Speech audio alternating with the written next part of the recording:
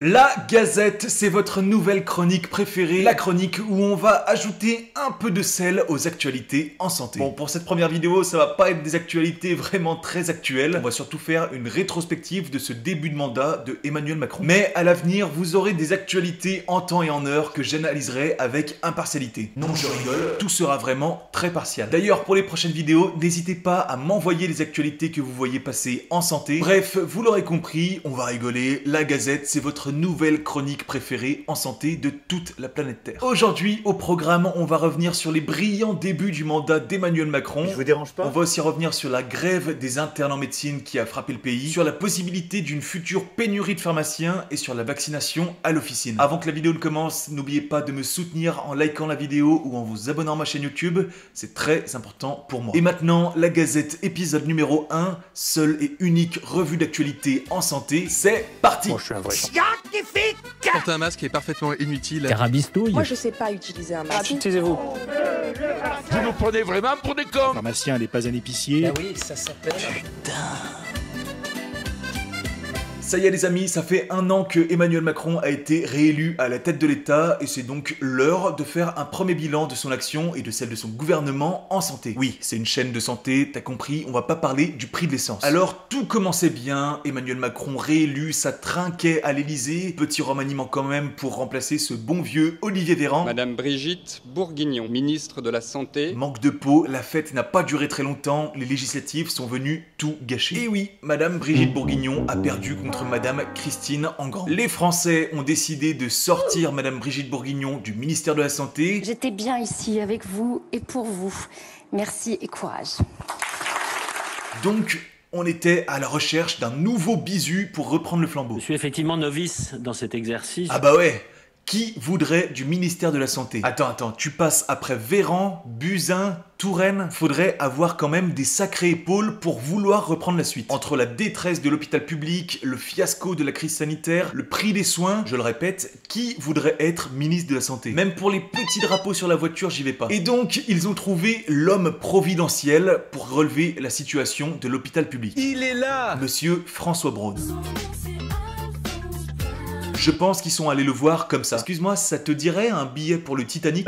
Oui, mais c'est quoi le... Ah, trop tard, tu as dit oui, tu es ministre, félicitations. Bon, François Braun, lui, ça fait un an qu'il est en boucle. Il répète la même chose, masque, schéma vaccinal, vaccination. J'ai pas l'habitude de dire des carabistouilles. Deuxième actu, vous en avez sûrement entendu parler, la grève des internes. En fait, les internes, ils étaient pas contents. Je suis pas content. Et on se demande pourquoi. Attends, ils travaillent quand même juste 60 heures par semaine dans une ambiance totalement saine et agréable. Mais de quoi ils se plaignent? C'est quoi votre problème? Tout a commencé avec le projet de loi pour le financement de la sécurité sociale pour 2023 qui était présenté en Conseil des ministres le 26 septembre 2022. Alors on savait que ça allait être la merde, hein. On le savait, ça allait pas être le Club Med, parce que pour rappel, on sort d'une crise sanitaire qui a alourdi le déficit de quelques milliards. Vous voyez ce que ça fait déjà? 1 million. Donc ce projet de loi avait pour objectif de faire face aux défis en matière de santé, accès des soins, qualité des soins, prix des soins, etc. Bref, des trucs bien importants quand on sait qu'il y a des millions de Français qui n'ont même pas de médecin traitant. Et donc, pour répondre à ces problèmes, il y en a qui ont dit « j'ai une solution ». Bon, ce jour-là, ils auraient peut-être dû s'abstenir parce que par exemple, on a l'article 23. Dans cet article 23, on apprend qu'ils veulent ajouter une année supplémentaire aux internes pour devenir médecin généraliste. Bon, c'est bien connu, les études de médecine sont déjà très courte. Non. En fait, l'ajout d'une année d'études leur permettrait apparemment d'être mieux qualifiés. Donc ça, c'est le sucré, ça fait du bien à la gorge, ça passe bien.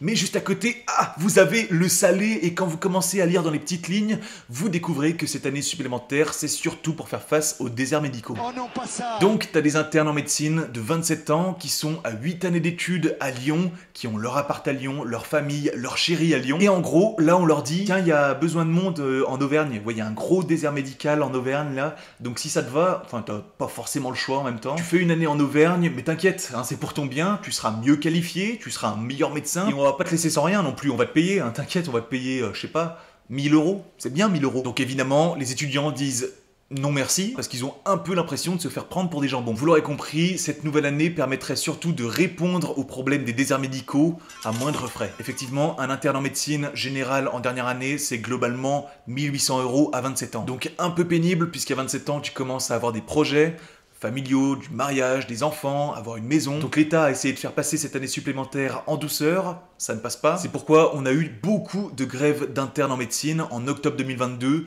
avec des jolies pancartes comme celle-ci ou celle-là. Alors cette situation soulève plusieurs questions. Est-ce que le problème des déserts médicaux ne serait pas dû à une formation des médecins trop centrée sur les CHU et donc des grandes villes? Est-ce que si on créait des antennes des facultés des grosses villes dans d'autres villes alentours plus petites, ça ne garantirait pas une meilleure répartition des médecins après leurs études? Je pense notamment à ma faculté à Lyon. Si on créait des antennes, je ne sais pas, à Bourg-en-Bresse, à Valence, à Annecy, à Chambéry, ça garantirait peut-être une meilleure répartition en sortie d'études. Qu'en pensez-vous? Dites-le moi en commentaire. Aussi, certains ont demandé une solution bien plus radicale qui est de contraindre les médecins dans leur installation dans une certaine ville, comme ça se fait pour les officines. Quand on veut ouvrir une pharmacie d'officine, on ne peut pas l'ouvrir où on veut. En fait, globalement, c'est pondéré au nombre d'habitants dans le coin. On ne peut pas ouvrir autant de pharmacies qu'on veut où on veut. Donc il y a certaines personnes qui se sont dit, mais pourquoi on ne fait pas pareil avec les médecins? C'est vrai que ça pourrait être une solution efficace, bien que très radicale, mais ça ne fonctionne pas si bien que ça, puisque en France, il n'y a pas vraiment de zone en désert médical, c'est toute la France qui est concernée. C'est comme si tu voulais étaler ta confiture sur une tartine de 1 mètre, bah il y a un moment où il n'y a plus assez de confiture, quoi. Tu vas étaler ta confiture, mais ça ne va pas fonctionner. Il y a un moment où tu n'auras pas assez de confiture, quoi. Et bah les médecins, c'est un peu la confiture. C'est pas un problème d'étalement, c'est un problème de nombre de médecins, en fait. Qu'en pensez-vous? N'hésitez pas à me dire ce que vous pensez de cette situation en commentaire. Je serais vraiment curieux et ravi de participer au débat. C'est l'heure du sondage La Gazette. Voilà, chaque vidéo, vous aurez une petite question où il faudra répondre en commentaire et vous aurez la réponse au prochain épisode La Gazette. Selon vous, est-ce que donner plus de responsabilités aux autres professionnels de santé, comme par exemple les infirmiers, les sages-femmes, les pharmaciens, etc., pourrait être une solution face aux déserts médicaux? Qu'est-ce que c'est cette question-là? Ce qui implique évidemment une formation complémentaire, une rémunération. Est-ce que vous pensez que c'est une solution viable ou est-ce que c'est une solution bancale? On va déshabiller Paul pour rhabiller Jean. Répondez oui ou non en commentaire. N'hésitez pas à argumenter aussi, mais répondez en commentaire. C'est important pour moi, ça me permettra de calculer la part exacte, le pourcentage de oui et le pourcentage de non. Troisième actualité, bon, il y a un problème dans les études de santé, cette fois-ci pas en médecine mais en pharmacie. Les étudiants en santé boudent la filière pharmacie. Il y aurait 1100 places vacantes en deuxième année de pharmacie. Combien? C'est 3 fois plus que l'année précédente. Alors 1100 places, pour vous situer, c'est à peu près un tiers des étudiants en pharmacie de toute la France. Ouais, quand même. Ah oui, quand même. Donc dans quelques années, si ça continue sur ce rythme, il y aura par an 1000 pharmaciens de moins qui sortiront de la fac. Il n'y aurait donc que 2700 étudiants en pharmacie sur les 3800 places disponibles. Allez, un peu de courage, pour l'an prochain, on vise les 100 personnes inscrites en pharma. Voilà, donc plus personne veut être pharmacien. Au début, j'ai pas trop compris, parce que pharmacien, c'est pas un métier ingrat, pénible ou mal payé, donc oui, au début, j'ai pas vraiment compris la raison de ces absents. Et en fait, la raison du boycottage de la filière pharmacie, c'est pas nouveau, ça a commencé en 2010 avec la mise en place de la PACES. Il faut dire que ce concours ne privilégiait pas vraiment la véritable orientation des étudiants en santé. La filière pharmacie était souvent vue comme une filière de secours, un plan B, quand on avait raté les autres spécialités. Et donc, en 2020, ils ont eu une formidable idée, c'est remplacer la PACES par la passe LAS dont j'ai déjà fait une vidéo et en gros ça n'a fait qu'empirer la situation. Avec en plus la complexité que maintenant on n'a même plus le droit de redoubler sa première année. Bref, c'est un joyeux bazar et au-delà des questions d'accès aux soins, sur les déserts pharmaceutiques que ça va créer si on continue sur ce rythme, on peut aussi se poser la question de l'attractivité de la profession. Je crois que l'ordre, le ministère, les facultés, les universités ont un gros travail à faire pour redorer l'image du pharmacien, pour redonner un petit peu d'attractivité au métier. Et je crois que vu le succès de mes vidéos sur le sujet de la pharmacie,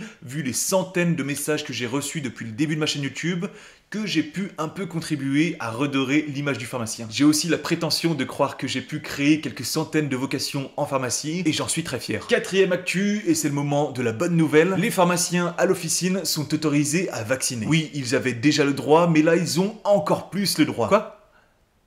Comment ça, on est juste des bouches-trous pour les déserts médicaux? Les pharmaciens ont le droit d'injecter une liste de 14 vaccins. Bon, ce qui est un peu bête, c'est qu'il faut toujours passer par la case médecin pour avoir une prescription. Moi, je trouve que c'est quand même une bonne nouvelle. Donc aujourd'hui, les pharmaciens peuvent vacciner grippe saisonnière, diphtérie, tétanos, polio, coqueluche, papillomavirus, pneumocoque, hépatite A, hépatite B, méningocoque et la rage. Ah bah là, ça va vacciner sévère, hein. Pour ces vaccins, les pharmaciens recevront de l'assurance maladie un honoraire de 7,50 € hors taxe. C'est tout pour aujourd'hui. souvenez-vous, si vous voyez passer des news un peu sympas, un peu rigolotes, ou même pas du tout rigolotes, dont je pourrais parler dans mes vidéos, prenez le réflexe, envoyez-les-moi. J'en parlerai dans mes vidéos suivantes. Comme ça, on rigole tous ensemble, on se fend la poire, c'est très sympa. Avant de partir, n'oubliez pas de liker la vidéo, de commenter et de vous abonner à ma chaîne YouTube, c'est très important pour moi. On se retrouve très vite dans une prochaine vidéo. À bientôt!